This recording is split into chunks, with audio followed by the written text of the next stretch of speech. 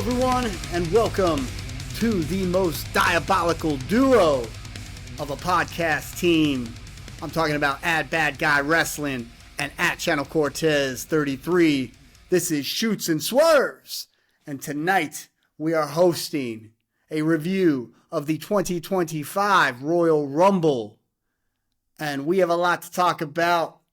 Without further ado, Jonathan at Bad Guy Wrestling, how you doing tonight? Oh, I'm doing good. I'm ready to talk some wrestling, and then get to Florida, and then get on vacation. That's what I'm talking about. About to go on that cruise. But yeah, where it's warm and not freezing. Nice little drinks with little umbrellas and nice straws by the beaches. Dude, I want frozen drinks. Frozen drinks with them nice little umbrellas. Mm-hmm. We got some nice beaches here in Europe, but who the hell wants to see them? No, it's from the movie Snatch. If you haven't seen that one in a while, go back and watch it. It's quite a movie. But yes, before we get on the cruise, all right, before you get on the cruise, before I get on my little trip to Norway to see the Northern Lights, we got to talk some yeet. So let's get down to it. Royal Rumble. Get that yeet down. Your initial thoughts on it, Jonathan? My initial thoughts was... I enjoyed it overall. I mean, it was entertaining. I mean, we'll definitely get into the nitpicking for sure.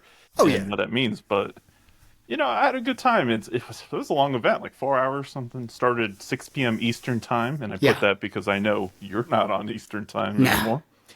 And I enjoyed it. I ate a big old bag of popcorn during it. And you inspired me because you were like texting me like about it. And I was like, I got to get one. And, but it was fun. I mean, it was surprising in some senses. Yeah. But some of the finishes overall, like, kind of had some issues with, of course. But, you know, I suspended my disbelief. I enjoyed it. I enjoyed it. Look, talk about them snacks. Yes, I got some popcorn. I got some shit. I don't even remember now. But it was fun. Had a little nice glass of vodka and... they call it Zitron here. It's like a lemon. Anyways, it was good, and I'm enjoying myself. It's midnight, but I couldn't stay up the entire time. I fell asleep around 2:00 in the morning. Right around the time Cody Rhodes and Kevin Owens were fighting. The feel, the audience, the setting, everything was perfect, and all the matches had a lot of entertainment value to it. But it's like you said, like it was very unpredictable. And I'm okay with that. I think the one thing though, is that there were some finishes that I was questioning, and it might be. Let's. I'm going to get to it. We might as well discuss this real quick. The one that there's two that I'm questioning, and again, this show surprised me, and maybe I'm going to surprise you. I don't know. Number one, the Women's Royal Rumble. Out of nowhere, I knew Charlotte was coming back, and as soon as I saw Charlotte coming back, I was like, okay, oh shit. But it's been over a year, close to a year and a half. She comes in, she's looking, at first, I mean, look, she was like, mean and lean. I'll give her that. She looked like she could work. She's just doing everything she needed to do. And the crowd was feeling her to a certain extent. I don't think they were feeling her winning the whole damn thing. And no, not at all. So that's the first one. I don't know how you feel about that, but I was not cool with it. I mean, I'm not trying to. When it got down to what, like the final four or something, and you kind of texted me like who you thought might go for it, and I was like, it's going to be Charlotte Flair. It's going to be Charlotte. The trend is she comes back from injury or whatever it is, break, hiatus, divorce now. Apparently, I just saw that too. Yeah. I mean, there was poor Andrade. Yeah, exactly. But then it's who also just came back from. Yes, exactly. So every time she's come back in like the last few years, they immediately put the belt on her, and I had no reason to think that it was going to be anything different. And I'm not even trying to say yet whether or not she should have the belt. I'm just saying they do this, so it was like. Oh, here's what bothers me about it. It's not even just okay, she's back, let's put a belt on her. There's no build for it. Like none. Like I didn't even know she was coming back until I saw on the card that she was going to be on it. maybe they've been hyping her a little bit on SmackDown. That's great. That's great. I mean, it's promos only. Promos only. That was her first actual appearance that I was aware of, at least. Yeah. I did kind of glide through SmackDown a little bit before the Rumble, but that's smart. That's good. I'll be honest. I kept up a little less with SmackDown for these last few weeks. Got a little more invested in Raw because of it being on Netflix. Oh yeah, for sure. And that's it. But yeah, you were saying she's like, okay. So I was looking at it, because there's no way I'm remembering all this stuff. I got ADHD. That's not sure. But as far as titles, 14 actual main titles, an NXT title, a tag title, something like she's at 17 total championships at this point. She's on her way. Yeah. I mean, and that's if you count an NXT title towards the kind of like the Ric Flair number of 16 and stuff. So in some cases, it depends on how you count the titles.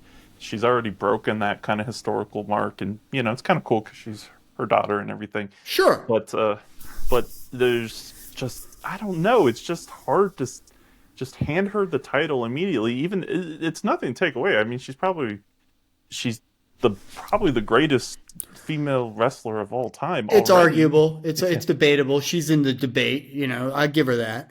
Yeah. But it just felt deflating.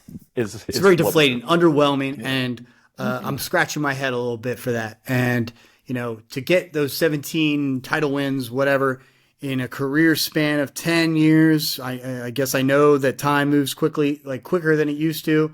I mean, we're talking about a 17 title reign. Actually, I think it was a couple more than that, but documented title reigns of Ric Flair over the span of something like 3 to 4 decades.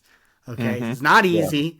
Yeah. And John Cena, the same thing. He's on his way at some point. He's either going to get it. We'll talk about that down the road, but. Because I did watch the post press release. It's very interesting stuff. I want to talk about that. Okay, and we're going to get into that more detail of the Women's Royal Rumble. The other thing that surprised me, and you tell me if there's something that you thought you didn't agree with, was the best 2 out of 3 tag team championship match. And I just felt like for a match that could have been like a 5-star classic, could have been match of the year. They had whatever build they needed. We were all expecting just a total clinic. They were doing, it was entertaining, and out come the Street Profits. And there was a little bit of hype for it, I guess. But to kind of sabotage the whole match, it made no sense. They could have attacked him right after. It didn't matter who won the titles. Do they have do they have a specific desire to beat DIY? Or do they just have it? In some ways. Okay, yeah. Tell me about it. It's been a little bit because the Street Profits were supposed to be out on injury. You saw Montez, not Montez. Oh, jeez. Montez Ford. Angelo Dawkins. Angelo Dawkins. Thank you. Yes, my goodness. This is gonna happen a lot. It happens to me too. Whatever. If we have to look it up, we'll look it up. It happens to us. I'll be like that guy, the big guy. But anyway, he comes out with the thicker set man. I know. Yeah, it's a work and everything. And, right. But before the injuries, from the DIY and everything. Yeah. They were. There was a kind of a hint of animosity, heel turn almost kind of thing. I mean, they were heels when they were in the with Bobby Lashley, part of his group. And so the point is, to get to it, is they were basically little brothering DIY, basically treating them like, they had no business being in it. And then the whole aspect of Shelley from Machine Gun, Motor City Machine Guns, they hyped up that Johnny Gargano was they were running mates. He was sleeping on one of the floors. I heard a little bit of that, yeah. And then you get the, Tommaso Ciampa giving him an ultimatum, and then the big betrayal to get the titles. During that whole thing, Street Profits were trying to get the titles from Motor City Machine Guns. So they were like I was saying, little brothering them and everything. And then, obviously they get injured and, put aside. And now there's new champs from the people they really don't respect at all. So now we've got this situation where they've come back. And now it seems like they want to take the titles off of them specifically to prove a point, or maybe because DIY is already like set. They're heels. They are heels. It's just that's what's like confusing me now. It's like, are Street Profits faces or at this point? It's blurry. It's a little blurry. They would be the faces, but they just did a kind of an underhanded tactic by interfering in the match. To set themselves up, I'm assuming, as number one contenders, or to challenge Motor City Machine Guns for that kind of like number one contender status. Sure. Type of thing. Okay. I do appreciate. You tell me about it. I mean, we're past the PG area of these very clear cut, sure, deal type things, and I'm okay with that too. Yeah. What I'm talking about also is like, okay, so just curious. I'm okay with blurred lines, but I'm also even more concerned about motivation and intent, and how do you drive the story, and of course, are you affecting the match in the ring at the moment that it's happening? Because if it becomes too, I guess disjointed as to like, you start to lose interest in, I want to see a match. I want to see a clear cut winner, or maybe cheating a little bit, but I want to see, especially with tag teams. I want like tag teams. They have the opportunity to make it epic and make it, put on a clinic, to put on like a great match. I guess to put it point blank is that because the Street Profits had, attacked him post match, would it have made a difference if the Motor City Machine Guns had lost? I get it. They're the faces, so they're supposed to kind of win.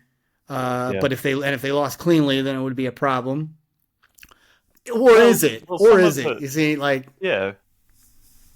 Please go ahead. Yeah, I was just gonna say, or is it in other words, would it have made sense to just let DIY win in a clean match, and then go on like right after with the Street Profits attacking whoever, because they attacked them both.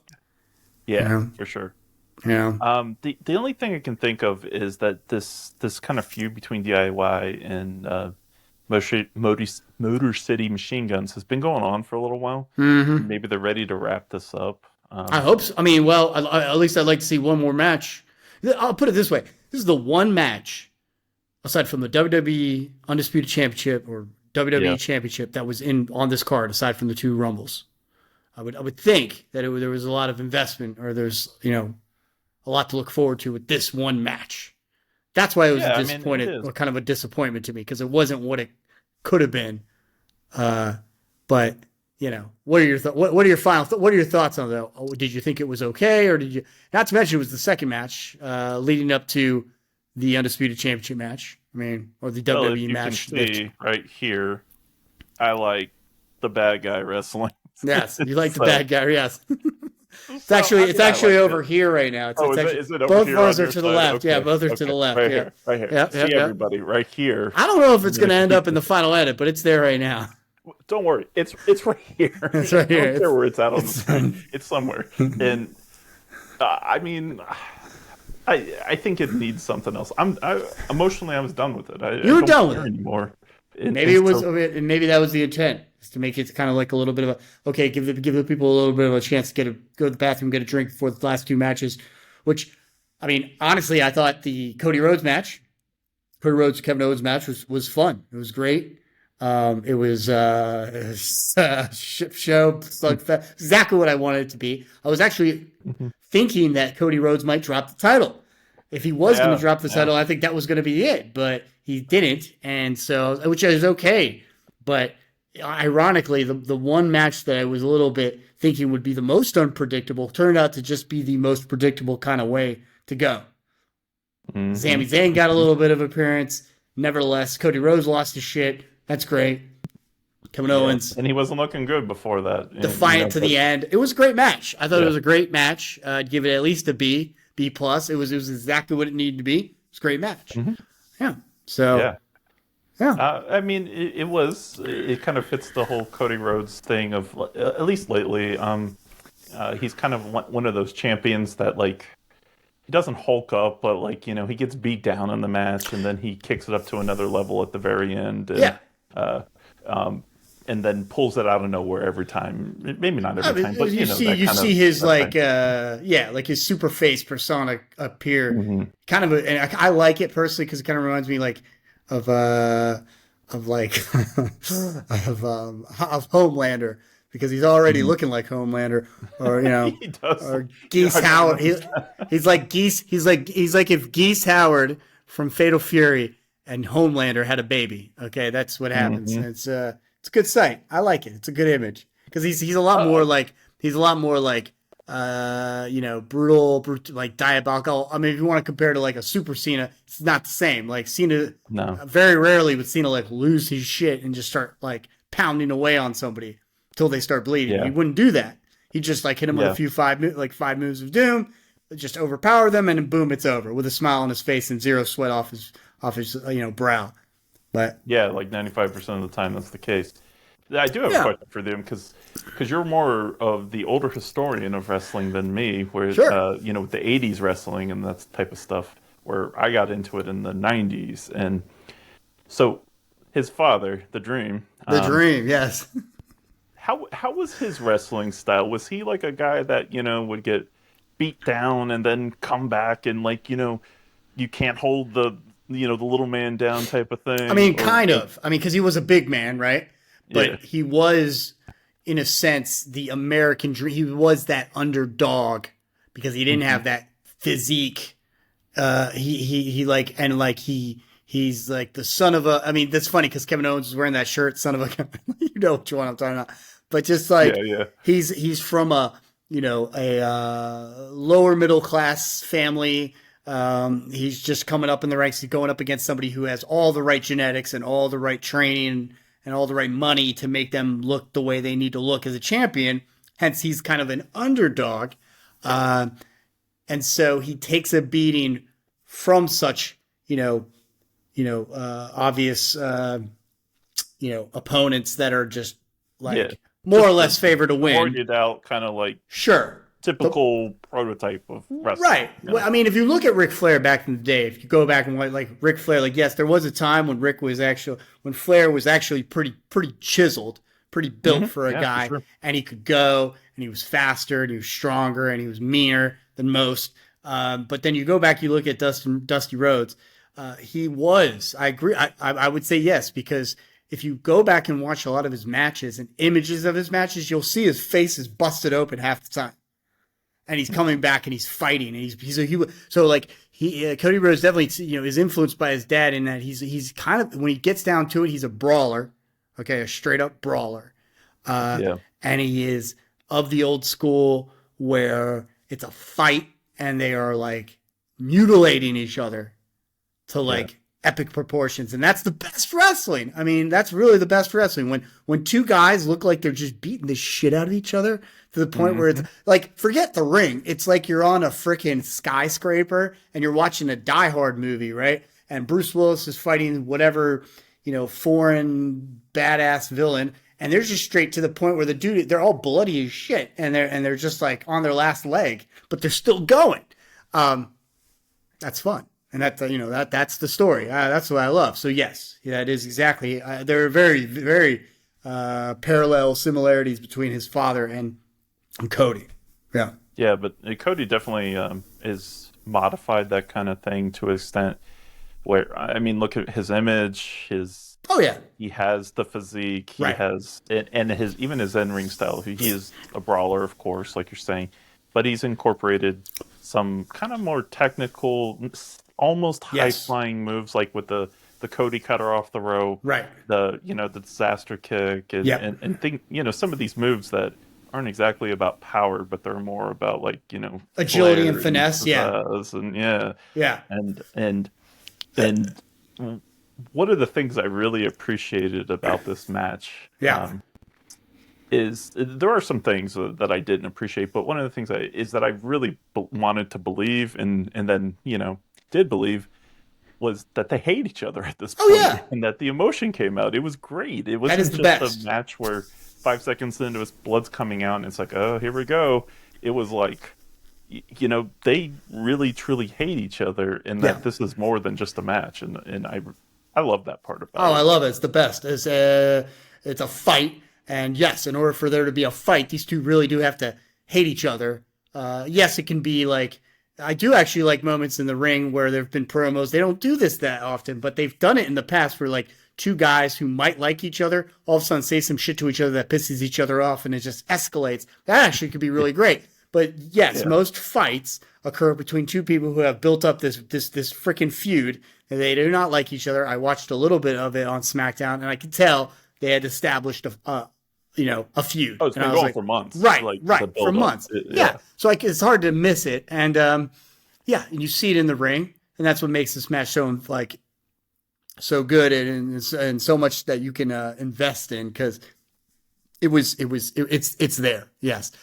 That one thing you mentioned about like Cody being able to put the whole package together, whether he incorporates his look, it's there. His kind of sense of patriotism, it's there. But at the same time, he's the American Nightmare. He's kind of like a Clash with it. He's very, he's kind of like a Styles Clash. He's got all that put together, and at the same time, he has the roots with his father.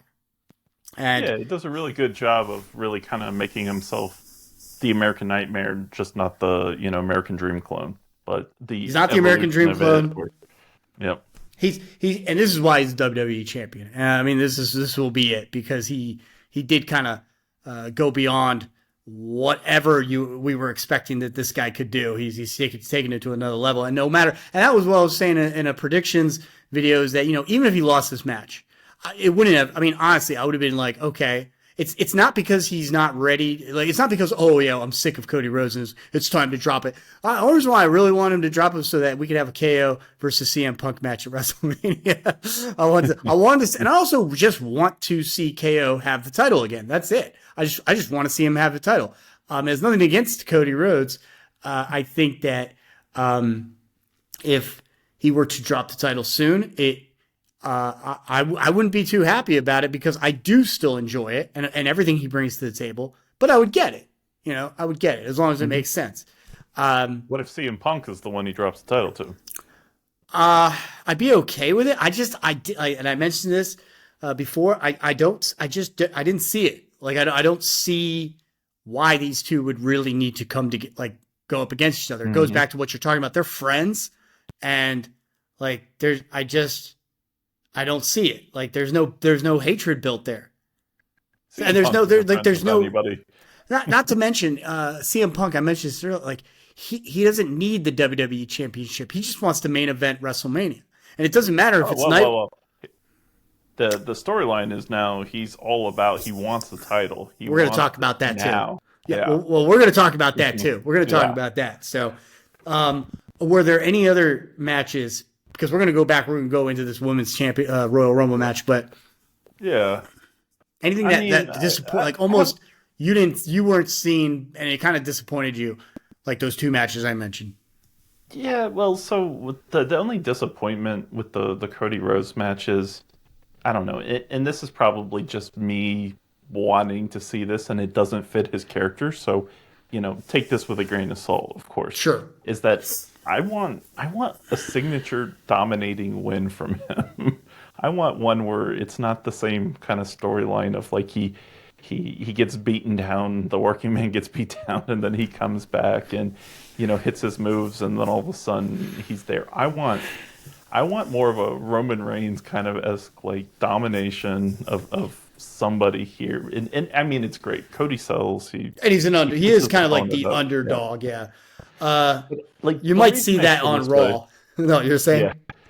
The reason I feel this way is because, I mean, I just want him to have a signature win that defines how legit that he is the top guy, and that this is the reason why. And this is nitpicking. This is very much just kind of a bias of mine, and that's the only reason, and what that goes with it.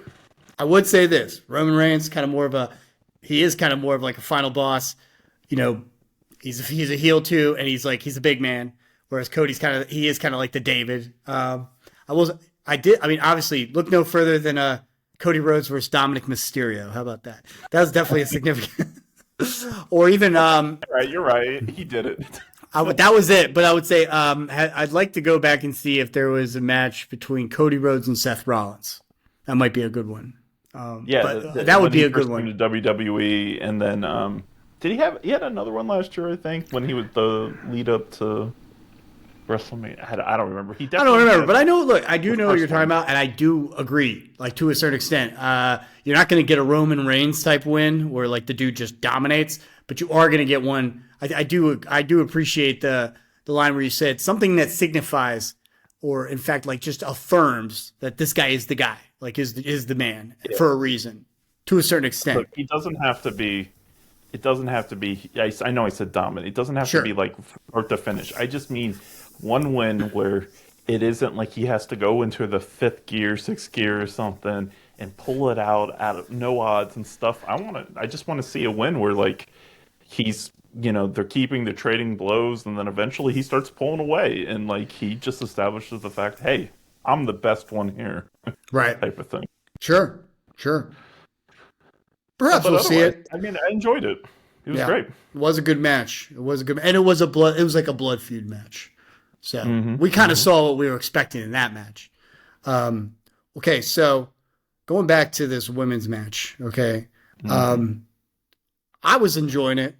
I was a little concerned about the fact that there was nobody being eliminated until somewhere around the time I'm looking at the list, and I'm telling you, nobody was. Wasn't it like every 5 seconds I was texting you, okay, Chelsea Green's going to get eliminated. There it is, yeah. The first one to get eliminated, I think, was, what was her name? We had said this because we were texting each other. It was by Chelsea Green, and it was Lash Legend, I think it was. And, an NXT person, yeah, Lash Legend. Yeah. At one point, this thing just goes on and on and on until Nia Jax comes in and just starts like eliminating like, I don't know, like 6-7 people. She dominated.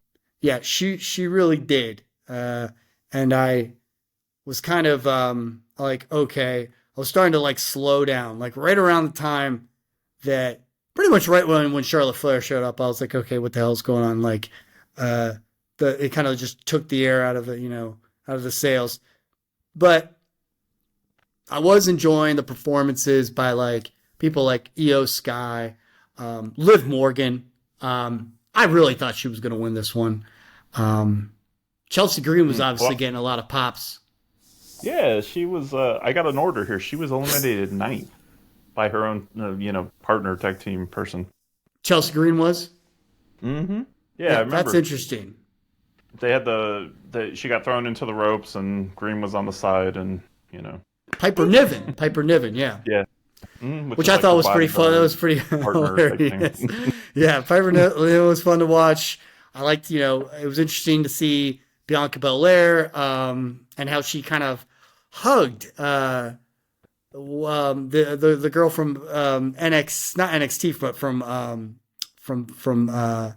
now she's NXT. It's her name is who is it? She's like she was in TNA. Jordynne Grace. Thank you. Jordynne Grace. Thank you. I know nothing about her. I'll be honest. Didn't follow TNA, and I don't watch NXT and stuff like that. I don't know much about her either. The only thing I will say is that I was like hearing like the waves about TNA having this excellent knockouts division, and she looked good. Like she worked really well. She looks like a monster, just a beast. Oh, she picked up a Glamazon, Lash Legend, and whatnot. And I think she had some spots in AEW back in the beginning that Cody Rhodes got her in or something like that. She looked excellent. She worked excellent. She kind of represents, I can tell, she's got to be like part of this, premier knockouts division that TNA was boastering about. At least their fans were. So that's what that is. I will say there were some people that I actually enjoyed watching in this match. And I don't know if everybody else feels the same way, but I don't really give a damn. I actually enjoyed watching Pure Fusion Collective go to town on everybody and work together as a team. Okay, starting with I mean, before Shayna Baszler, it was Zoe Stark. Zoe Stark, if you watched what she was doing, she is like pure athlete. And anyone who doesn't see how good she is, I swear she wasn't this good like a few years ago. She has stepped up her game. The type of moves that she's pulling out of nowhere and then like one after the other and then bouncing off the like all over the place and doing what she's doing is awesome. Okay. Yeah. Like Shayna, I mean, they are, but they get dogged a lot. They get dogged, but they weren't being dogged that much throughout the earlier parts of the Rumble. Yeah. Not till the end. Not till the end when they got eliminated. Right. Yeah.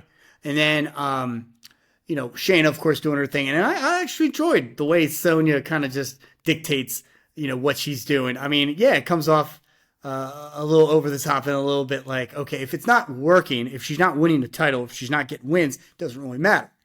But it looked good. I mean, it did. It looked, I was enjoying it, but I can tell that that's not common in the Royal, at least on SmackDown programming. So. Yeah. I'd say one of my biggest surprises was Nia Jax getting eliminated. What says number 20? Yeah. Kind of early. I mean, my initial reaction is she just held a title. She just had the title in. That's right. Money in the Bank cash in. Tiffy time. Old Tiffany Stratton and stuff. So we haven't. And then they move shows. So right now they don't do a draft anymore. They're just doing trades. They're trading people around on shows, and so a little bit unresolved, but kind of interesting. You would think she'd be in the final four normally. Yeah. Now, what I'm curious is Tiffany Stratton. Like, what's going on with her? I know she won the title. Is like, does she have a program with anybody else right now? Because that was her program, was like being cool with Nia until she basically double crossed her and took the title. Yeah, I mean this was fairly recent, and I think she was off camera for a week or so, and so I'm not sure exactly. I cannot remember. That's kind of one of the themes right now with the women's division is storyline wise is that it's not memorable to me right now. That's a problem. I mean I know more about Chelsea Green feuding with Michin and BFAT more than I know about who Tiffany Stratton is feuding with. I mean, and that's so it's interesting because Nia Jax was number 29, right? Like you said. So, and she still didn't end up as being like the number 4. Usually there is a gang up on her, and we saw a little bit of that. I find it cringe when 9 women are trying to like deal with her and she manages to push them all off. It's one thing if it's like 4, maybe 5, but 9 is ridiculous. It's a little too much for my disbelief suspension. And Tiffy time, earlier in January, she did have a title defense against Bayley, if I remember. She won, but it's just kind of I don't know. Everything goes into limbo during the Royal Rumble as far as championship matches. Gunther didn't have a match, that type of thing. So, they only did one championship match, right? The whole pay-per-view. One, the big one, and then the SmackDown one, tag championship. That's right, too. So one singles champ, one tag championship. You got Intercontinental women's champions in the Rumble. You got a U.S. women's champion. I mean, like, what the hell? How many? This is like, how do you keep track of all these titles? Yeah, and a lot of NXT superstars compared to like the men's one. I was going to say the exact same thing. You got 1, 2, 3, at least 4 NXT, 5 NXT women's wrestlers coming in, which reminded me of like a few years back when they started bringing in men from NXT. But it's like as if most of the NXT guys that they want are in the Rumble already, so it's done. Yeah, absolutely. Some of those have become mainstay. Even DIY. What are your thoughts on that? What can you conclude as the fact they got 5 NXT women? They also have 2 Hall of Famers, legends that haven't they don't wrestle. I mean, especially Nikki Bella, but Nikki and Trish. Then you got 2 unaffiliated in Jordynne Grace and Alexa Bliss, who has been gone for God knows how long. Well, maybe longer than Charlotte at this point. I don't know, but yeah, what does that say? I mean, it speaks to me that the main roster for the women's title, division on Raw, SmackDown is a little weak right now, outside of your mainstays, and that's not to say that right. The top is very strong, but your midsection is weak. You got to fix that. Yes, exactly. And it's not weak because of their abilities, in-ring ability. It's weak because of the storylines have been poor outside of like those top 5 storylines.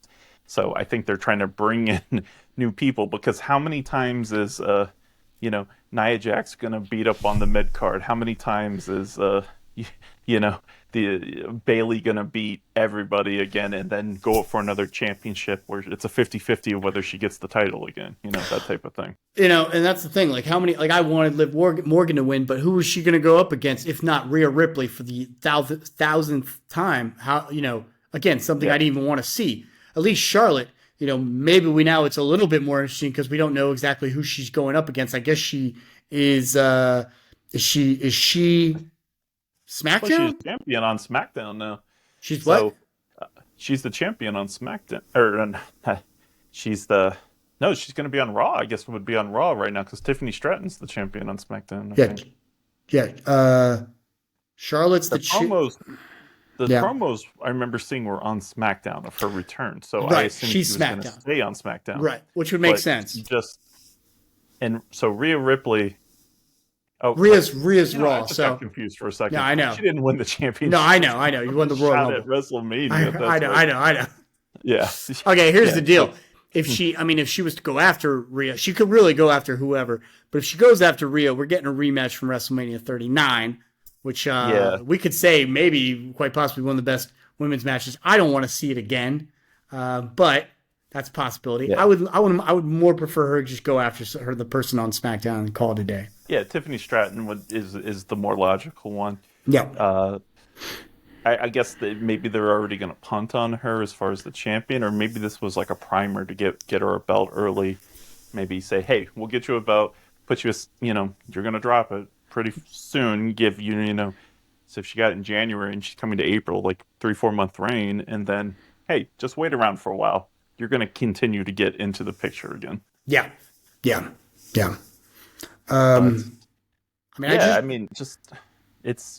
just kind of felt a little watered down, and I will say this: at first, the whole match was kind of underwhelming, but as it built, I really got into it, and it gave the men's one definitely a run for their money.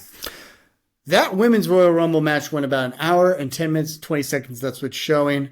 It I think did everything it needed to do. It only tells me that they do need to work on storylines. They need to work on organization of your division. You have now 2 mid-card titles, 2 world titles, you could say, tag titles, not to mention the tag titles on NXT and the NXT women's titles.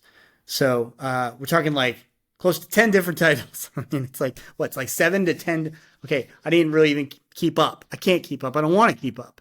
But 4 singles titles, 2 sets of tag titles. Okay, that's, I guess, 6. Plus the damn NXT women's title. That's 7. 7 different titles for for 3 different divisions that are completely just watered down. They got to do something. They really have to do something. We can start by consolidating the tag titles and just saying no more NXT women's titles. Just the women's tag titles go all across the damn divisions. I've been saying it for years now. They had at one point that those titles were cross, I guess, promotional or cross, shows, and that was the way to go. Now you got 2 mid-card titles. We hadn't had this, it's so interesting. We haven't had mid-card titles in a women's division ever. And now you just throw them in there like it's supposed to work. You got to build up to this stuff. You can't just hit the gong and allow it all to happen. So the two mid-card titles, the USA title or the US title, and then the Intercontinental, right? Mm-hmm. It's really showcasing. So Chelsea Green is Chelsea Green. She is kind of the butt of the joke. Everything. They put her in a dumpster a few months ago, and then for weeks talked about how bad she smelled. Right. So But the other title, the Intercontinental title with Lyra Valkyria, it almost feels kind of underwhelming to me, and it has nothing to do with her in-ring ability. She's great when it comes to that. It's kind of like the more theatrics they give you in costumes and props to come out with, it kind of tells me the less ability you have to convey a story through a mic or through your actions and stuff. And so, for her to have that Intercontinental title, it feels underwhelming right now. And then also that she's, as your point earlier, that she's a competitor within the Royal Rumble and got eliminated second. Right. Yeah. Like what does that say about your title? What does that say about why I should care about your title? Same with Chelsea Green. Chelsea Green, I've actually enjoyed. And I get that at least the title she and the title are at least being worked into some kind of storyline. But what does that say about your title if you are the butt of the joke? Because you make the title, and if you're the butt of the joke, what does that say about your title? It says your title is worth shit. Yeah. Well, in some ways, it's almost we're seeing a transformation where Chelsea Green, for the first time, is starting to get some legitimacy to her. Looks like she was getting over. Yeah. Yeah, where she is the butt of the joke, but she's also good. She's still liked. Yeah, I saw that. Yeah. So I hope that things work out for her. I hope that moves forward. Any other thoughts on this match? No, I mean, entertaining, absolutely. Like I said, again, kind of the win out of the sale, the deflation when you're like, oh crap, Charlotte Flair's about to win. It just kind of undermines the whole Rumble in some ways, but not enough to me to poo-poo on the whole thing. I thought it was good. I thought it was a good Royal Rumble. I was just scratching my head about the finish. I did think it was a very good Rumble. I probably enjoyed it more than most Rumbles that I had seen. The women's Rumbles, they're kind of hit or miss. Sure. And then I wanted to mention a couple things just about the tag team championship, best 2 out of 3 falls, because we kind of already discussed a lot of it earlier. I did want to say that they kind of were a little quick about those 2 first falls. And then the first one, especially with DIY winning the victory over the first fall over the, Motor City Machine Guns. And then the Motor City Machine Guns bouncing back. And there was some great tag team, stuff going on. I did not keep too many notes on this, just wanted to watch it. And I enjoyed it. That match, and that's what I was going to pull up. I talked about this possibly going anywhere between 25 to 30 minutes. Even in the upwards, since it was the best 2 out of 3 falls, went to 35 minutes. This match went 14 minutes, Jonathan. Your thoughts on that? Question. Bear in mind. How long was the Women's Royal Rumble again? 1 hour and 10 minutes and 20 seconds. Okay. And do you know how long the men's one was? Hour 20. Okay, so the only thing I can think of is the Women's Royal Rumble went too long, and they were like, "Yo, we got to cut it. Cut 5 songs from." And what's funny? What's funny is because I had, I wrote a little page on Bleacher Report, doing a little prediction or just like a match card telling you what was coming, and they had a projected card, and it was being updated. Therefore, they were getting word as to what the hell was going on, and as soon as the Women's Rumble started, they started updating it. And they, so they had it up, and I was under the impression that the first match of the night would be that tag match. Mm-hmm. Let them start this thing off with a bang and give us a banger. That wasn't the case. They started off with the Women's Rumble, probably because they were worried that the best 2 out of 3 match was going to be a banger, and it was going to deflate the crowd, and then we were going to have to sit through this fucking Women's Rumble. But the exact opposite happened. Yeah. Absolutely. I mean, it seems, first of all, when you have 2 matches that are going to be over an hour, most likely, just to begin with, on the card, and a championship match that's a ladder match. I don't know how long that went, but usually those type of matches are longer. What do you think of putting a 2 out of 3 falls match on this card? Kind of stupid now that you mention it. Best 2 out of 3 falls match. When you tell me best 2 out of 3 falls match, I'm thinking matches like FTR, versus the Young Bucks. So I'm thinking FTR versus the freaking the Briscoes. I'm thinking Triple H versus Stone Cold Steve Austin, 3 stages of hell. I'm sorry, but my mind just goes there. I'm thinking that we're gonna get a war, okay, between these two factions, these two teams. Mm-hmm. So when you set me up like that, it's a little disappointing when I get 14 minutes of this shit, and that's it. Yeah, I mean the only thing that the only thing I could say is if it was going to be short, there should have been a lot of cheating going on, something to really make it seem blood. like it was an unfair match. Yeah.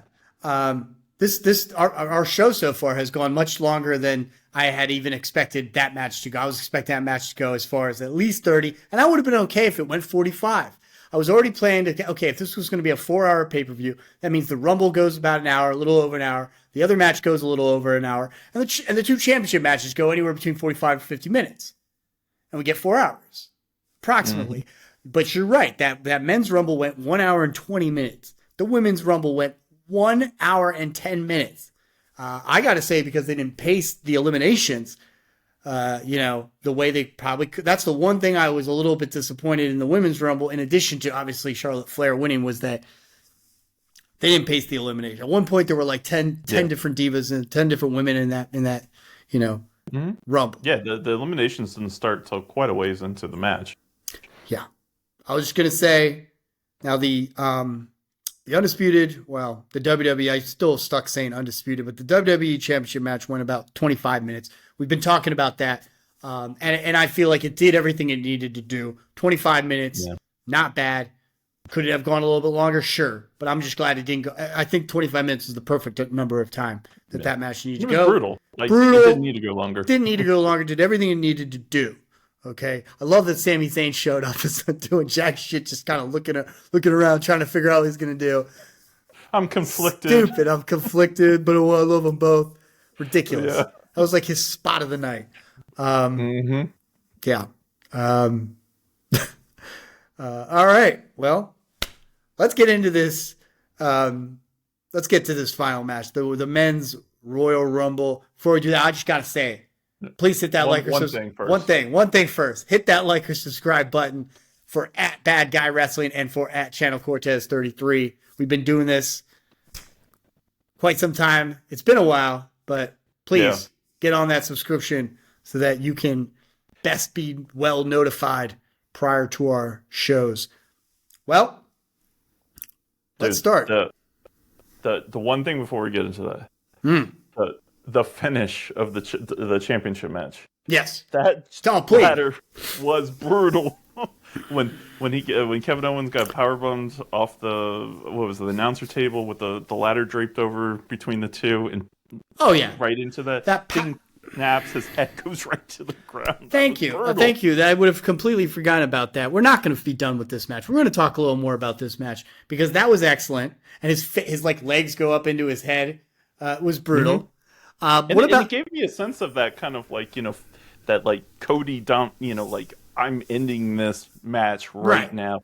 And is one of the big differences between him and John Cena is that Cody's willing to go into this violent mode, and it's shown it a few times now that I'm the underdog. I come back, whatever. I start doing that thing, but now I'm ruthless. I love pushed me too far. I love that. And that is like one of the most enjoyable parts about watching his matches.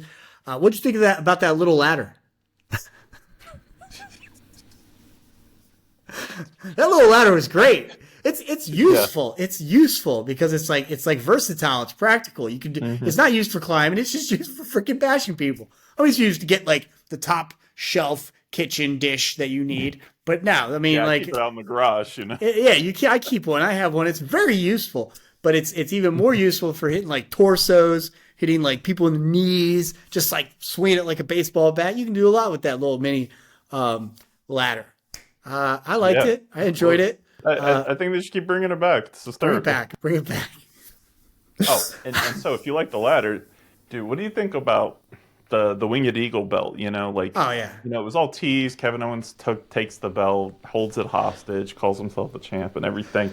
Do you think they're teasing that they're going to permanently like the keep the Winged Eagle belt for a while, and then basically have the Raw Championship be still the same. But then I was thinking Winged that. Eagle. Yeah, I was thinking that. I was thinking that was. I was thinking that if KO won the title, he would definitely just make that title the title. But now that you mention it, I think they are teasing it. I think they are getting a feel for how people react to that title. I think I'd be okay with either or, but I will say this. That wing title, like, it's interesting because as much as I love that title, it's my favorite title. When you put it up, now that you can see it right next to the new title, you can see it, how much smaller it is and just kind of how kind of flimsy it looks a little bit. You're going to have to freaking reinforce that bad boy, make it updated a little bit, just a little bit. Yeah. I'm not saying, I never really liked the Attitude Era the big winged eagle belt. I never liked that one. I thought it was a little too flat, a little too, again, cheap. And the original wing belt looked really good, and it was durable, and it was, had a lot of detail. But now comparing it to that last WWE title belt, which is sweet. I don't care what anybody says. That gold belt is awesome.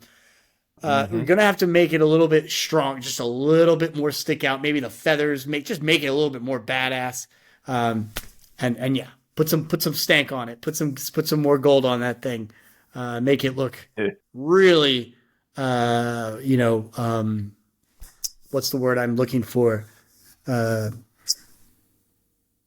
needs to have that established kind of big personality. The what? Yeah. It needs to have the big personality that those other belts have right now. It needs a big personality, but just little subtle. Just if you increase a little, just by little, it will make itself have a much bigger personality. That's all it needs. Yeah, prestige. It needs. It's as much prestige as it had when it was there and back in the day.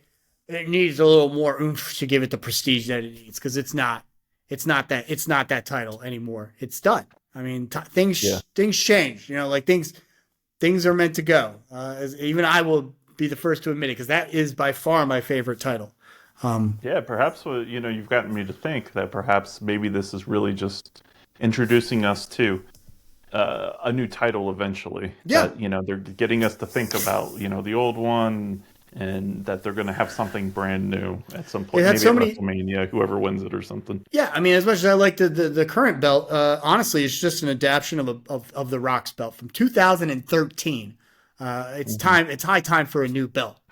It's 12 years now. And the two belts, the SmackDown and the Raw belts, they're pretty similar looking. I mean, it's really more color changes, I think, unless I haven't been paying attention. The WWE logo is right in the center. It's like basically the World Championship. We're talking about the World Championship title. Basically like a mashup between the old big gold belt, the WCW title, and the WWE title. Right, because it's like a mashup. That new, right, the one that's kind of more like this, and which I'm okay with. WWE. It's right. People have such a hard on for that title, Jonathan. They will never let that big gold belt go. But honestly, and I like that belt, but it's not the Winged Eagle belt. Make it, you can make a real badass Winged Eagle belt. Give it little. I mean the WWE Championship, the one I just forgot about, is a big gold belt. Right. So it can be done. It can be done. Yeah. So well, that's all I wanted to talk about. Good. I hear you. I think that's all we need to talk about with that. It was fun. A lot of little spots that were brutal that we discussed. And it was fun. I'll go back, hopefully watch it again one day, or at least see some highlights. But now on to the men's Royal Rumble match. Hey, Rey Mysterio starts this one off just like he did. I'm pretty sure he started the one he won. Him and Triple H. They were the first two entries. They bring in Penta, who I can't stand the fact that they call him Penta. His name is Pentagon Dark, or Pentagon. Is it what was his name in AEW? Pentagon. Penta. Zero, meow. That's really, you might. That's it. Thank you. And people love doing that chant. Yeah, in AEW, he was he Pentagon at first, and then who's Pentagon? Pentagon. Pentagon Zero or Pentagon Junior. Yeah, and then Ray Phoenix and him, and they were Lucha Bros, and then it kind of just Penta El Cero Miero, type of thing, and then I think his name changed throughout it. It did, and I'm not happy because I always liked the first one. So it was definitely a shortening when he came to WWE. Oh yeah, they always do that. They always do that. They did it to Andrade. Yeah, they sure did. So you get Penta and Ray. They actually lasted quite a bit, especially Penta. Pentagon, he lasted 42 minutes and 5 seconds. That's what I'm showing. Yeah, he's like mid-elimination from the whole thing. He was good. He did a good job. Jacob Fatu, I thought, was a beast. He was kind of eliminated. There was a little bit of a moment when he was eliminated. Yeah, it was by let's see, he was eliminated by Braun Strowman. And Jey Uso. I could see a nice little bit in there too. I would like to see a match between Braun Strowman and Jacob Fatu. And this is the thing. This is the beauty. Okay, Chris, you missed it already. Oh, it already happened. Or was it? Right. I forgot. I'm sorry, I forgot. That's my bad. Yeah. Didn't Braun Strowman seemingly get injured at the match? It was like a brutal. Oh, he had blood all over coming out of his mouth, and at the turning point was, I remember, Braun goes for his second train thing or whatever, the Strowman Express or whatever the hell it's called. And then this time Jacob gets him up on the back. Samoan drops him into the new announcer table that's like a lot more rigid. And then after that, he just hip attacks to the face and like all sorts of things. And he just destroys him. Jeez. So that could be a match, like for real, like a rubber match, if you will. Jacob got the upper hand in the first match, the Rumble. Braun did. Let's see. Could see it at WrestleMania. They need something. Maybe Elimination Chamber. Another match that I think is gonna happen is gonna be Drew McIntyre versus Damian Priest.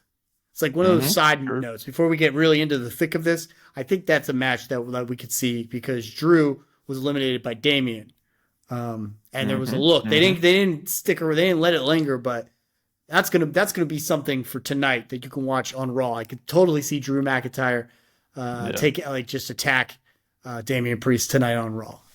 That's what I see happening. Did you hear any of the reports of Drew McIntyre being pissed after the show because LA Knight's spot was cutting too close to his elimination and everything? Oh boy, yeah. Yeah, I don't know. Take it with a grain of salt. I'm gonna have to watch that. That kind of sounds funny to me. Was that like during the post release? I don't even know. That would be great if they did that around the back. Yeah. Fucking LA Knight. Not even the guy that eliminated you, but it pisses you off because you took away the camera. Go figure. Yeah. I mean, the Ludwig Kaiser elimination that was like he didn't beat Santino's record of like 6 seconds, but it was close.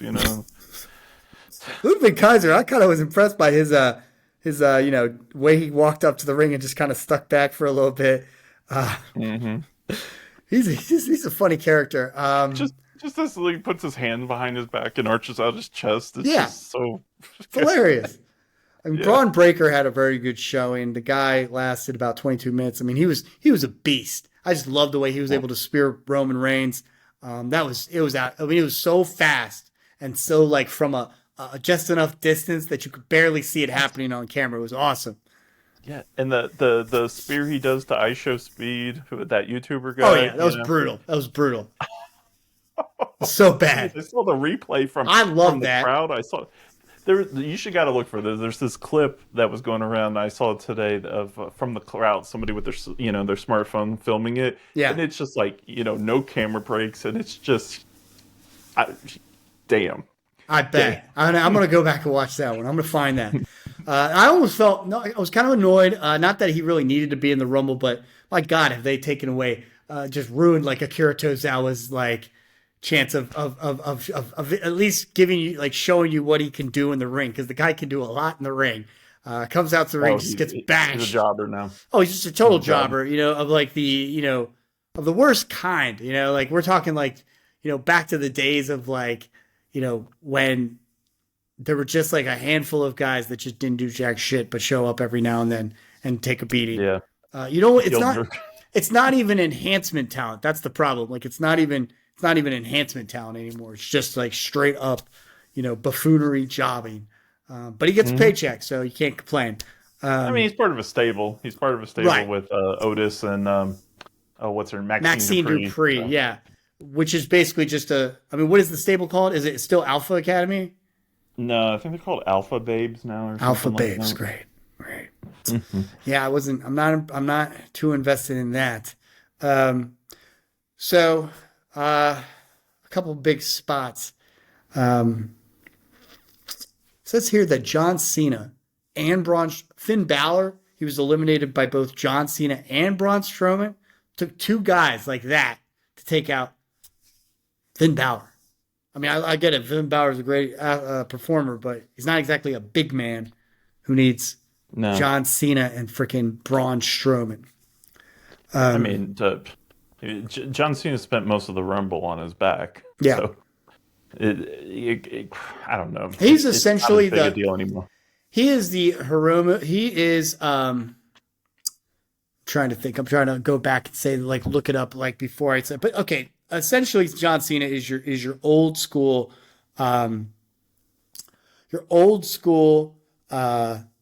ambassador. He's your legend. He's like still the guy that you can, like, if you ask, like, who do you know from WWE, you might say John Cena.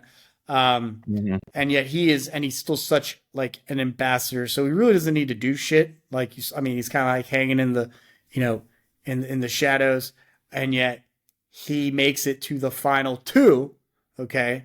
Well, yeah, because the whole tease was that even going into it, that he was going to win the Royal Rumble and get that last title shot, essentially. He really is. Okay, and I was trying to, like, make sure I didn't pronounce his wrong. I always mix up some wrestlers from New Japan, like Hiroshi Tanahashi. This guy is now the president of New Japan. And when he comes in, he works a little bit. You could tell he's like on his last leg. He still looks good, but you could tell he's like, down a little bit. That's John Cena in so many words. That's all I can say. Yeah, well, I mean, time does that. Father Time does it to everybody. I will say this though. He may have that bald spot, but that does not mean that he's not looking great in shape. Especially at least for his age. He's still not as big as he used to be. Obviously. Of course he's not as big, but he's still in damn good shape. He is in damn good shape. Somebody in their 40s, Exactly. Like and it's his late 40s too. It's not like like he's got to be getting close to 50 now. He's got to be. Yeah, but I don't. This guy's been working. I'll put it this way: he's been working since he's been training as the prototype. I remember the first magazine I read was in 1999. When I first saw. I'm sorry. 47. 47. Okay, so he's 47. Mm-hmm. Yeah. So you must have saw him like over 20 years ago in this magazine then. Over 20 years ago. I mean, and the guy, when I say he looks good for his age, like he looks damn good for his age. Like he looks better than most like 20, 30-year-olds. Like that's all I'm going to say. Like the guy's a physical freaking specimen, like genetic freak. Anyways, a couple of disappointments. Oh, okay. Well, we'll get into I think he should have came out as the Peacemaker. I mean, that should just be his. That would be awesome. Now, That'd be awesome. The best was when. First of all, I'm so happy that AJ Styles came back. Yeah. He actually had a good showing. It looked great. I didn't think they kind of kept him. They didn't highlight him as much as they should have. I would have loved to see him like involved in that stare down between like John Cena, Roman Reigns, and CM Punk. Logan Paul. Yeah. But like there was one point where CM Punk, Reigns, and Cena were all looking at them in the ring. Styles was that one piece that would have made it even better. But check out this list. This just made my day. Because you can go down the list. 10 wrestlers. Okay, I'm going to read them to you real quick. After Joe Hendry, you know who that guy is? He's pretty fun to watch his videos. Said he was the TNA champion. He had his moments. He gets eliminated by Roman Reigns in 3 minutes, 35 seconds. That's great. Whatever. I mean, he had a little pop. Yeah. But let's listen to this. This cracked me up so much, and I love it. Roman Reigns, Drew McIntyre, Finn Balor, Shinsuke Nakamura, Jey Uso. Okay, all of them are inevitable Hall of Famers. Okay. AJ Styles, Braun Strowman, John Cena, CM Punk, Seth Rollins, and then Dirty Dom. Yes. When he came out, the announcers couldn't let it go. They were like, this asshole just followed up with like some of like the best wrestlers, especially after Seth, Punk, and Cena came out back to back to back. Then you got Dirty Dom. Oh yeah. Number 26, Dominic Mysterio. I loved it. I loved it. This guy looks like $1 million when he comes out now. I don't care what anybody says. He's so great. Yeah. That was like a highlight of the night. Sami Zayn come back, and it kind of feels like it's getting back on track again. Right. Then Sami, Damian Priest, LA Knight, Logan Paul. There's like the new blood, which again, I love it. Guys like LA Knight still gets a big pop. And Logan Paul, man. I mean, this guy is like your next, like he has the potential to be the next like super heel. Okay. Something like the likes of which we haven't seen. We're talking a mashup of like the Miz, but then also like you throw in a little bit of Triple H there. And I'm going to say Triple H, or I'm going to use Triple H, and I'll tell you why. Because this guy is such a piece of shit, hated, but he's got all the skills and the look and the ability to talk on the mic that you can hate him all you want for all the right reasons, but you can't say that he sucks. You can't say he sucks. Yeah, you're still gonna watch him. You're still gonna watch him because even if you hate him. Even if you hate him, I enjoy watching him. I don't like him. I'm not a fan on the Mark sense. Well, there you go. And that's why bad guy wrestling. But I do not like him, but I enjoy watching him. And I like to see him get his ass kicked. I will always, as long as he keeps doing what he's doing, I'm going to always enjoy him getting his ass kicked. And that's why he is an amazing heel. Oh, yeah. There are very few heels nowadays that I don't like. Unless you just suck. Unless you're just go away heel. You're not that good. Like Baron Corbin on a bad day. Like, what's his name? When he was Happy Corbin. Thank you. I couldn't even remember it. That's how bad he was. Yeah. That's sad. I liked him when he was. Yeah, they sent him to NXT. Sent him to NXT. Now he's gone. He's doing judo. Yeah, he's living his best life apparently. But I actually liked him when he was the Lone Wolf. I thought it was cool. At least he had I liked it. Yeah, the Baron Corbin's thing is I never understood. Like, I mean, he had a good look. I might not have been the best look, but he had a good look. He's big. He can go. He can go, but it was always, you know what it is for me? He always had this look on his face like he was scared or something. He did kind of have this look on his face. Because at the end of the day, the guy was green. Like, he really never had that much. He was an NFL player. Yeah, and by the time he started having a little bit more seasoned, experience, he still wasn't like taken in, and so that scared face would always be there. I think they could have kept going with the Lone Wolf, let it play out until he got a little bit more experience. But there's another disappointment. Speaking of disappointment, Shinsuke comes in. This is, mind you, the 2018 Royal Rumble winner. Lasts 3 minutes and 17 seconds. Gets eliminated by the new winner, Jey Uso. I'm sorry, but that's talk about, okay, I'm just here to collect my check. There's an understanding that I'm not going to ever make it to the top, so you can go ahead and just toss me out whenever you feel like it. And so he was. And it's even weirder because he looks really cool too, by the way. Yeah. Oh yeah. He's your U.S. champ, by the way. LA Knight. Right. Yeah. And so he's got this momentum going. Yeah, he does. Then, he got punked out on this thing. This is what I'm talking about. This is like how you know that this is like he's eternally mid card, because he's just beat out LA Knight, so that LA Knight can move on to bigger and better things. Mm-hmm. He's looking all badass. He could totally be the coolest heel there is. But what do? They toss him out in 3 minutes and 14 seconds. You do that, you're making a statement that okay, this guy's not going any farther than the mid card, and he's going to lose that title to someone who else that we could possibly push. Terrible. Yeah, we'll see what happens with him, but I'm liking that new look, like you said. I love it. Kind of a shame. It is a shame, and you look at the list of people in this Rumble, and there's so many badasses that you have to be really careful with how you eliminate people. And you got your Show Speed, you got your Otises, you got your Dirty Doms, but your Santos Escobar, even he's he's a good wrestler. He gets eliminated in 5 minutes and 42 seconds. That is not something to, hang your head on. Yeah, it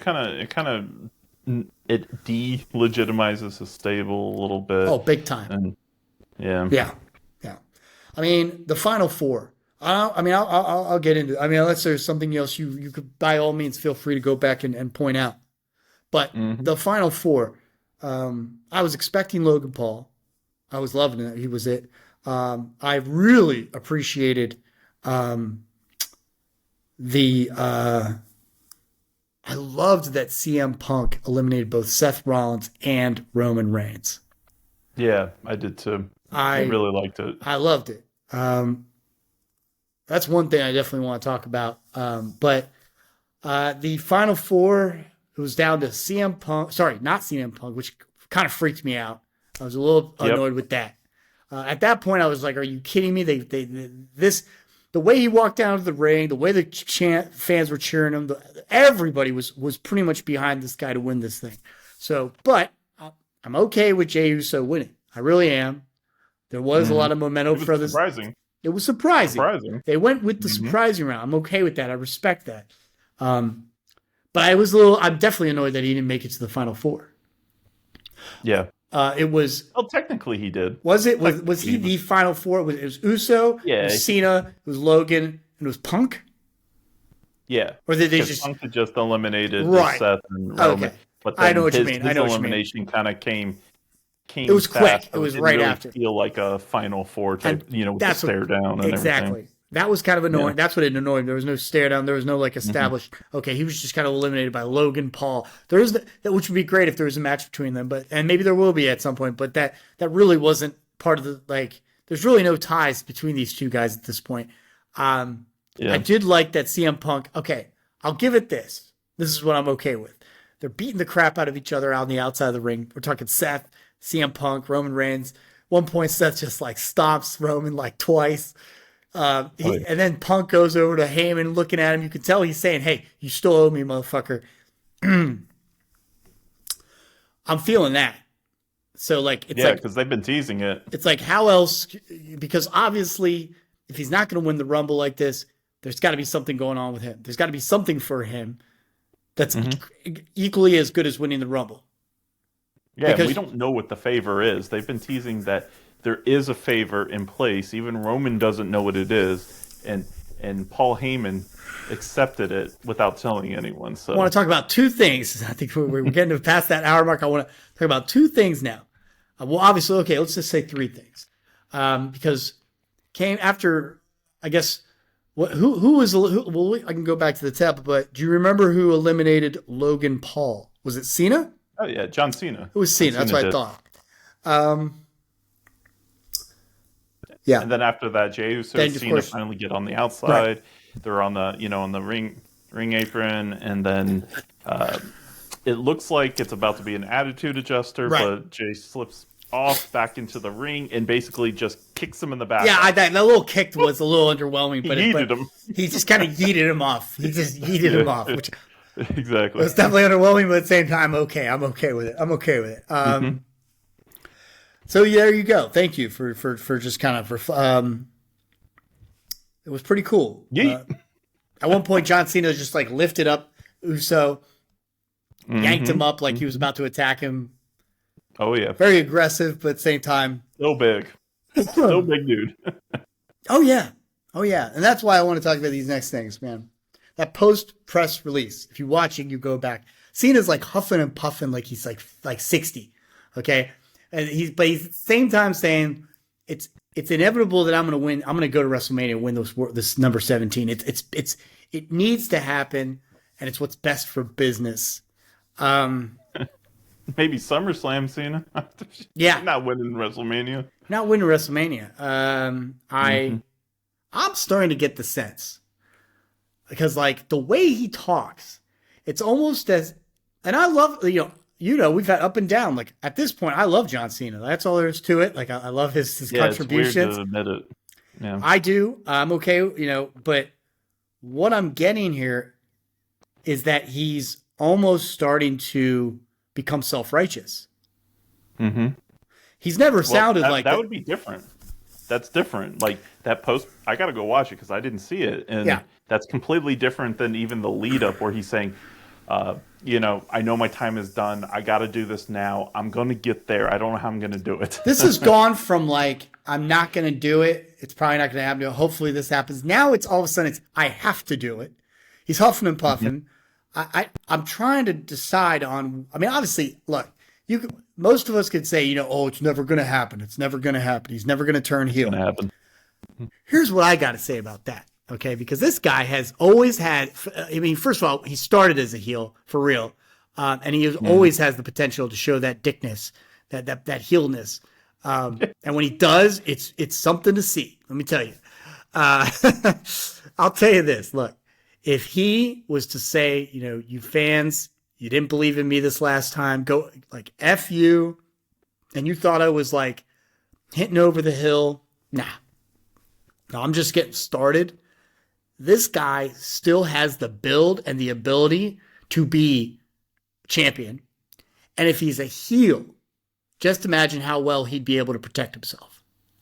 Oh, for sure. If for some reason he did go to WrestleMania, heel turn, wins the title, even if it's, by cheating or whatever, like even at his age of 47, on his last run where you're expecting he gets the title and then retires or something, he holds it to SummerSlam, cheating the whole way. Okay, so I'm honestly, this is what I want to see. Well, okay, so here's how I think it would go down. Is I'm thinking, let's just say he gets the championship match at WrestleMania. He loses. Mm-hmm. He loses. Sure. And he gets maybe one more shot. Okay, one more shot. Mm-hmm. But he keeps talking about this idea of like, I don't know if Anyways, point is this: he makes it all the way to the end of 2025. But at the very end, he basically like cheats to win. He does some crazy heel shit, cheats the holy hell, and wins the title, and then says, like, this wasn't the end of my career. Like, this was just the end of me giving a fuck about you people. And now that that's over and done with, I'm here to freaking do what's best for business, to put myself like in the limelight, to get my money, okay, to do what's best for business, okay. As he's now saying, I'm sorry, but nobody says that except Triple H. That is not a face thing to say. He's like, I'm doing what's best for y'all. You don't know any better, and now that I have number 17 with me, I'm going to hold on to it for as long as I fucking feel like it. And there you go. Because who's to say? Like, look, he may be at the very end of his like run, and that's great. But there's no way in hell you can't tell me that this guy can't go at least another year or two. He can go another 2 years.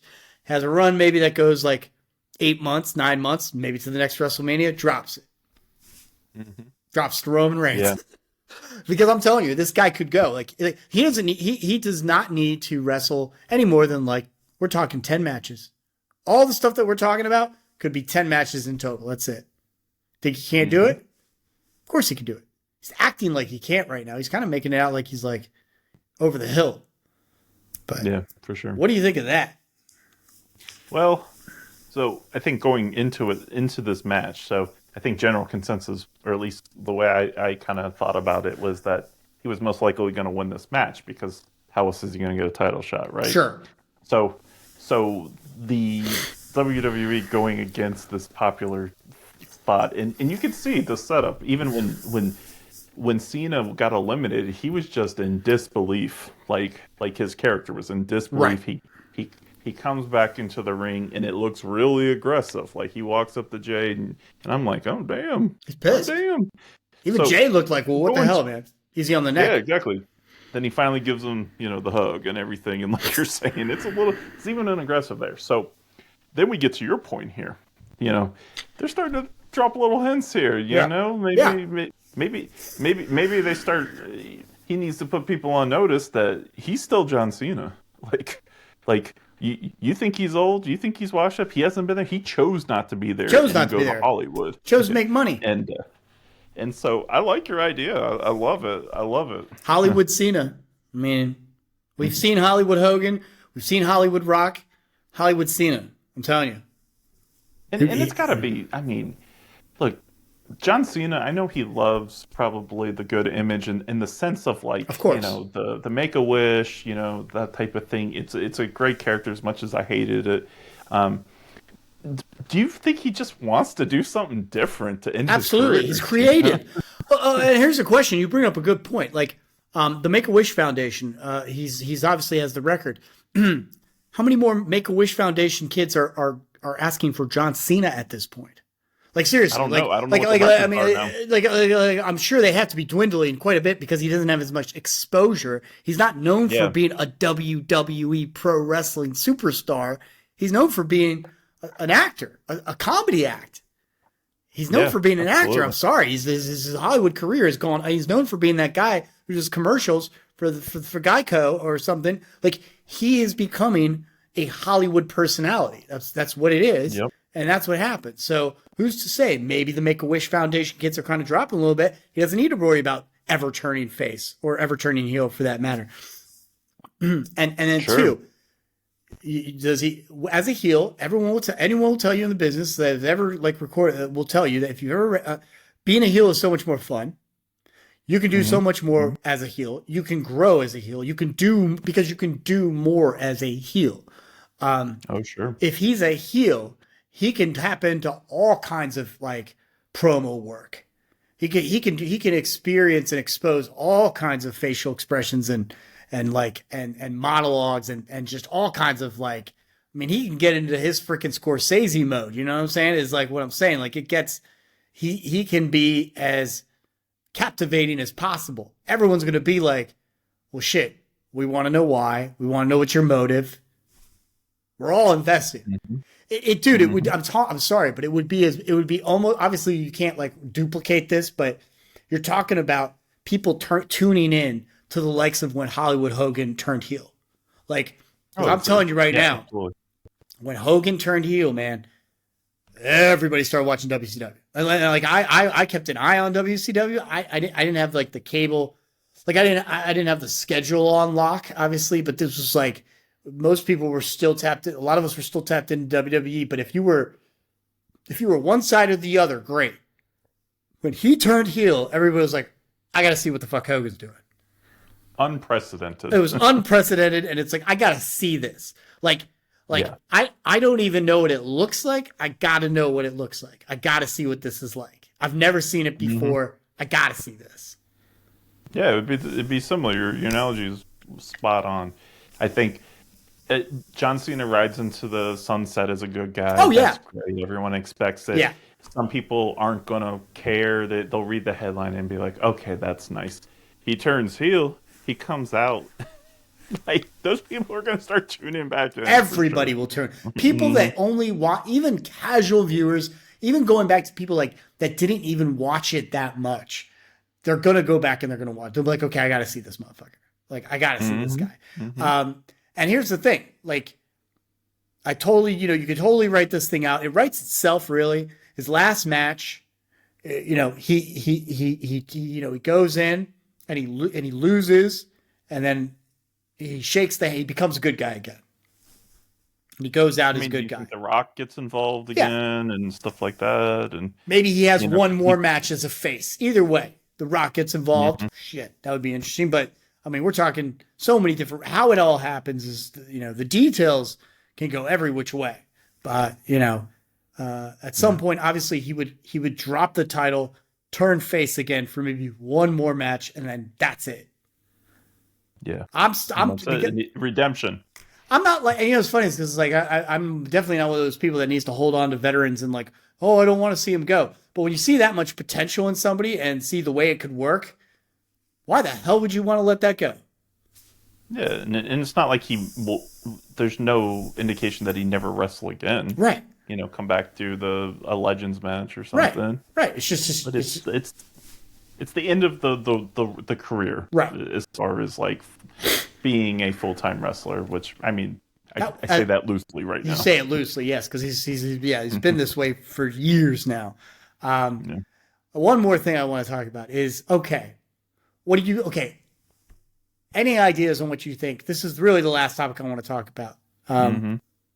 Any thoughts on what you think the favor will be from CM Punk? Are we going to hear about tonight? But really, what do you think it is? I have an idea, but... So, I mean, my thought process is that CM Punk has got to be in WrestleMania, and he's got to be going for a title.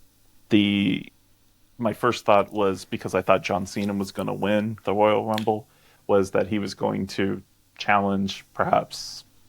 I don't know. My heart wanted to say Cody Rhodes, but okay. So here's and this is the thing. This is why I was so curious as to why Punk was going to challenge Cody Rhodes. Just as, I honestly, a lot of people did think that Cena was going to win the Rumble, and it looked like he was going to win, especially when he was the last one. I was going to say Punk. I thought it was going to be Punk. I thought Punk was going to win the Rumble, and then he was going to go on to challenge Gunther. It would guarantee him. Guaranteed win. Yep. It's a guaranteed win. And it's a guaranteed. It's happening, and it's automatic. And he was like, I just felt like he was the favored one to win the Rumble. He's never won a Rumble, and he's never made it to WrestleMania, because that kills two birds with one stone. Okay, done.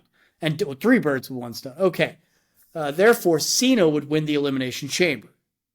Yeah, but now I had it flipped. You just had it flipped. I know, but now you have this going on. Now. I don't know I think you got to face Cody Rhodes. I think that's the money. You think Punk needs to face Cody Rhodes, WrestleMania. Okay. So to answer your question, I think the favor somehow gets him into a position that he can challenge for the championship at WrestleMania, and it basically has to have Roman Reigns somehow either put him over, put him first, help him do it. I don't know what it is, but it's going to embarrass Roman Reigns and put him in the main event. Okay, that's a very good idea. I'm going to tell you how, because... So tell me. Okay, yeah. One, yes, he has to, if he's going to go ahead and go after a title, he's got to win the elimination. He has to win the Elimination Chamber, okay? Because Usos already won it. Yep. And the idea that basically he's got to get Roman to help Punk, which is going to infuriate Roman, but he's got to do it because this is the favor. Maybe Jimmy will help. I don't know, but that gets Punk into a match with Cody Rhodes. Or will it be with Cody Rhodes, because Uso's going after Uso's going for the rematch. He's going for the rematch. It's done. He's going to beat Gunther. That's going to be it. We're good there. Yeah. He did just lose to him, but it took two back-to-back power bombs for Gunther to beat him, and it almost looked like Jey Uso was going to win. So I agree with you. It looks like that's most likely he's going to topple Gunther, become champion on Raw. I'll take it. This is where I'm going with this. Okay, I honestly wanted Cena to win the Elimination Chamber. I still think he's going to win, and I think he's going after Cody. He has to go after Cody because Uso will pick Gunther. I never was thinking it would be Punk and Cody.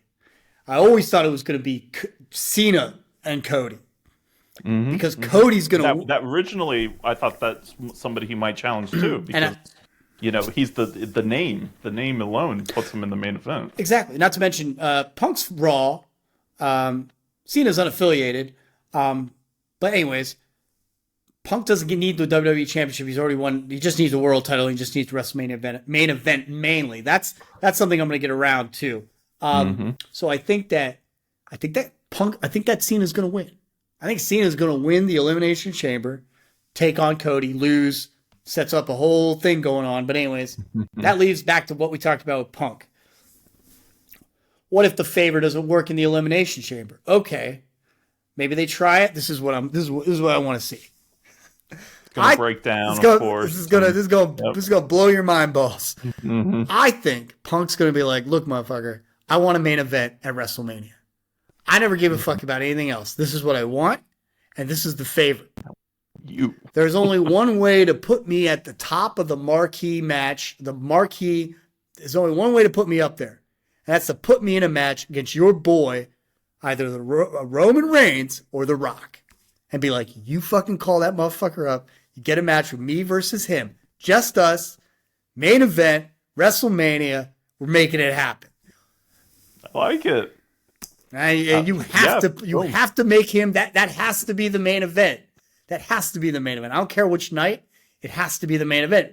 Doesn't fucking. So it's not even. It does. The championship will be earlier in the night, it'll be so ironic too because Punk's only title, like his big, title defense at WrestleMania was shadowed by The Rock.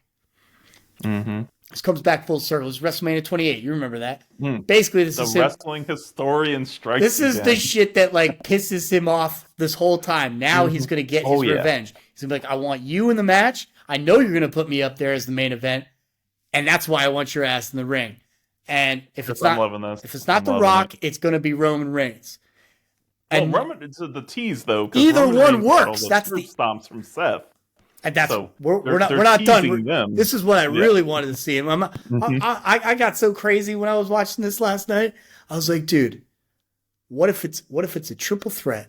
Seth Rollins, CM Punk, Roman Reigns. We're talking about the Shield and the guy who pretty much brought in the Shield. Don't forget, Punk is the guy that they were protecting. Triple threat, no holds barred, like just blood match. That would be pretty badass. Hey, you could even throw in The Rock because there's some issues with Seth Rollins and CM Punk. Okay.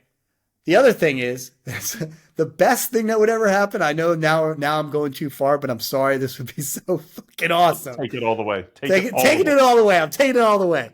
You make a deal with Tony Khan. You say, fuck it, man.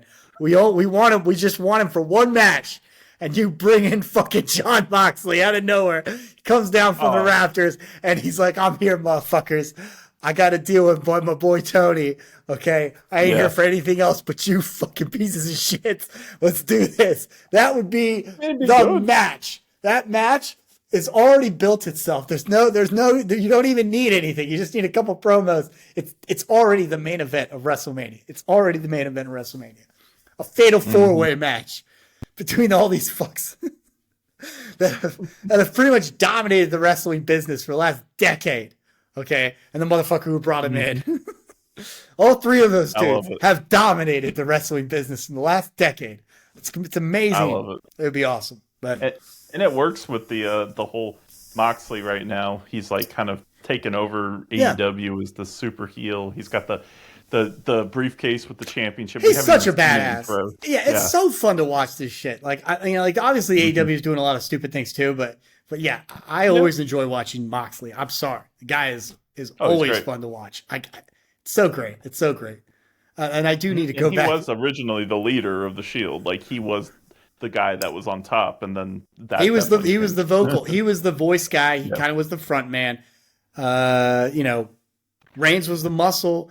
And technically, Seth was the architect. Like he was they considered him to kind of be like the guy. But like, yeah, you're right. Like I mean, and there's so like it's interesting how they've all kind of evolved, but they've still held on to their fucking Shield roots. Particularly Mox. Chris, you have excited me about The Rock and CM Punk. That's what I want to see. You've gotten me interested. You've got me thinking about the promos leading up between those two. Oh, God, it would be awesome. The excitement and just the pure insults that would be coming out. Oh, it'd be great. Oh, my gosh. There's really only one way to do it. I mean, it's either going to be Roman, like, look, I want a match with your boy Roman, and that's going to give me a main event spot, or I want a match with The Rock, that's going to give me a main event spot. Either way, I want it. And, that would be something else. I don't know. I mean. Yeah. And Roman's already busy dealing with Seth, so.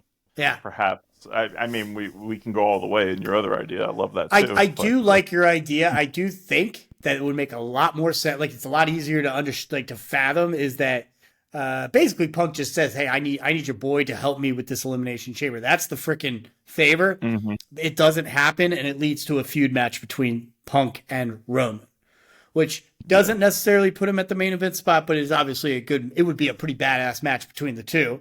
There'd be some hell. Yeah, what if he just tells them to lay down? He's like, if we're the last two, I want you to lay down. And there would be a whole bunch of shit between these two. And I'd probably end up with a triple threat match between Reigns, Seth, and Punk, at least. May not be the main event match, but it would be a hell of a match for WrestleMania. At some point, the Punk's got to get a main event match at WrestleMania. The guy has been putting in the work. The guy's already has brought so much appeal back to WrestleMania, back to WWE, and back to wrestling in general. And he's followed through, despite what anybody wants. The guy has followed through, despite a few injuries here and there. Shit. Yeah. And honestly, even though he's not technically the top guy right now, that goes to Cody, he's might be the biggest draw right now, or the biggest must-see person. He kind of is. Like if you just watch it and you just see what's going on on the camera and see the audience and see the way people react to him. He's the biggest. He's probably the biggest draw. Yeah. Well, absolutely. It's been fun, Jonathan. On that note, we're just about on our way to hitting the 1 hour and 35-minute mark, so we've surpassed the men's Royal Rumble, but it's been fun.